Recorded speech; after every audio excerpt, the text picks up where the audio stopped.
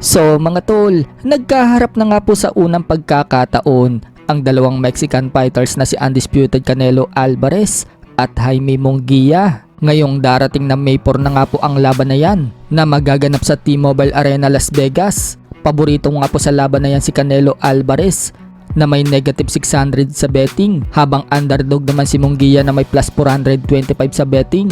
Nagbigay respeto naman si Munguia mga tol kay Canelo Alvarez habang nag-face off sila.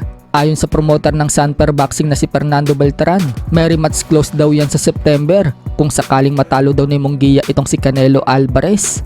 Pagmamalaki pa ni Beltran mga tol, kaya daw nakuha nila ang labang kay Canelo Alvarez dahil nare-respeto daw nila si Canelo bilang Mexican champion, kaya madali lang daw sa kanila na maikasa ang laban.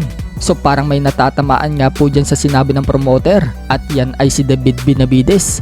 Hindi pa rin kasi makuha ni Benavides ang laban dito kay Canelo Alvarez hanggang ngayon. Si Canelo po kasi ang nasusunod kung sino ang gusto niyang makalaban. Pero ayon naman kay Canelo Alvarez mga tol, nang ma-interview siya, papalag naman daw siya dito kay David Benavides kung may promoter daw na handang maglabas ng 150 to 200 million US dollars upang labanan si David Benavides. Kahit bukas daw, lalabanan daw niya agad itong si Benavides. But if one promoter who I work to, they come and say, I offer to you 150 to 200 million, I fight tomorrow.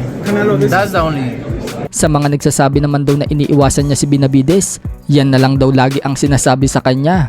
Wala na daw siyang dapat patunayan pa dahil nilabanan na daw niya ang lahat ng magagaling na boksingero. Sa kabilang banda naman mga tol, nagbigay naman ng opinion si Canelo Alvarez sa laban ng Devin Haney versus Ryan Garcia. Aniya ni Canelo, kaya daw talunin ni Ryan Garcia si Devin Haney, basta't 100% daw condition si Ryan Garcia. May payo din si Canelo Alvarez sa mga nakapaligid kay Ryan Garcia. Tulungan daw nila si Ryan Garcia kung may pinagdadaanan man ito, dahil yun din daw ang gagawin niya kung siya daw ang nasa tabi ni Garcia. Sa kabilang dako naman mga tol, naglabas na nga po ng report ang WBO na mandatory umano si Terence Crawford sa mananalo sa sagupaang Team Shu versus Sebastian Fundora na magaganap na ngayong March 30. Bibigyan ng 180 days para makipagnegosasyon kay Crawford ang mananalo sa dalawa. Magandang hakbang nga po yan para kay Crawford mga tol, para mapalapit siya kay Canelo Alvarez. Kung matatandaan, gustong-gusto nga po ni Crawford na labanan si Canelo sa super middleweight division.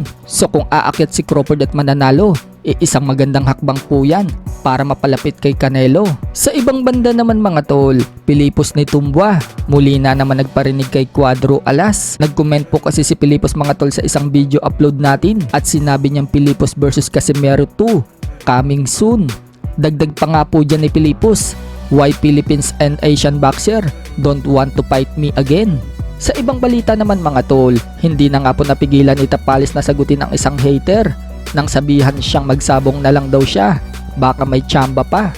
Banat nga po ni Tapalis sa hater, in-upload nito ang picture ng bata at tinanong ni Tapalis ang hater kung anak daw ba niya yun, kasi kawawa lang daw, wala daw kinabukasan, wala daw kasing kwenta ang magulang.